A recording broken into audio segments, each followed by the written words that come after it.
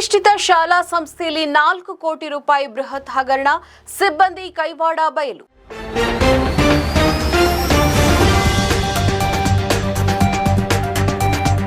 ನಗರದಲ್ಲಿ ಖಾಸಗಿ ಶಾಲೆ ಹಾಗೂ ಶಿಕ್ಷಣ ಸಂಸ್ಥೆಗೆ ಸಂಬಂಧಿಸಿದಂತೆ ಬರೋಬ್ಬರಿ 4 ಕೋಟಿ ಮೊತ್ತದ ಭಾರೀ ಹಣಕಾಸು ವಂಚನೆ ನಡೆದಿರುವ ಪ್ರಕರಣ ಬೆಳಕಿಗೆ ಬಂದಿದೆ. ಈ ಸಂಬಂಧ ಸಿಸಿಬಿ ಪೊಲೀಸ್ ಠಾಣೆಯಲ್ಲಿ 5 ಉದ್ಯೋಗಿಗಳ ವಿರುದ್ಧ ಎಫ್ಐಆರ್ ದಾಖಲಾಗಿದೆ. ಸದ್ಯ ಇಬ್ಬರನ್ನು ಬಂಧಿಸಿದ್ದು ಮಿಕ್ಕವರಿಗಾಗಿ ಶೋಧ ಕಾರ್ಯ ನಡೀತಾ ಇದೆ.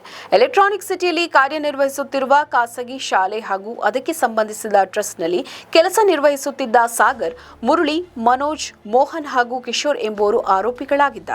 ಈ 5 ಶಾಲೆ ಮತ್ತು ಟ್ರಸ್ಟ್ನ ವಿವಿಧ ವಿಭಾಗಗಳಲ್ಲಿ ಅಕೌಂಟೆಂಟ್ಗಳು ಹಾಗೂ ಸಾರಿಗೆ ಇನ್ಚಾರ್ಜ್ಗಳಾಗಿ ಕೆಲಸವನ್ನ ಮಾಡ್ತಾ ಇದ್ರು ಅಂತ ತಿಳಿದು ಬಂದಿದೆ. ಶಾಲೆಯಲ್ಲಿ ಸಿಬ್ಬಂದಿಗಳಾಗಿದ್ದ ಆರೋಪಿಗಳು 2017ರಿಂದ ಆರಂಭಿಸಿ ಹಲವು ವರ್ಷಗಳ ಕಾಲ ಶಾಲೆ ಮತ್ತು ಟ್ರಸ್ಟ್ಗೆ ಸೇರಿದ ಹಣವನ್ನು ದುರುಪಯೋಗಪಡಿಸಿಕೊಂಡು ಒಟ್ಟು ಸುಮಾರು 4 ಕೋಟಿ ರೂಪಾಯಿ ವಂಚನೆ ನಡೆಸಿರುವುದು ಆರೋಪವಾಗಿದೆ.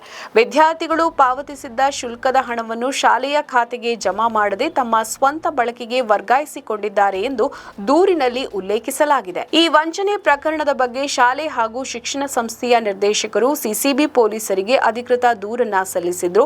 ದೂರಿನ ಆಧಾರದಲ್ಲಿ ಪ್ರಕರಣ ದಾಖಲಿಸಿಕೊಂಡಿರುವ ಸಿಸಿಬಿ ಪೊಲೀಸರು ತನಿಖೆಯನ್ನ ಚುರುಕುಗೊಳಿಸಿದ್ದಾರೆ. ನಮ್ಮ ಈ ವಿಡಿಯೋ ನಿಮಗೆ ಇಷ್ಟ ಆದಲ್ಲಿ ಲೈಕ್ ಮಾಡಿ, ಶೇರ್ ಮಾಡಿ, ಕಮೆಂಟ್ ಮಾಡಿ ಮತ್ತೆ ಸಬ್ಸ್ಕ್ರೈಬ್ ಮಾಡಿ.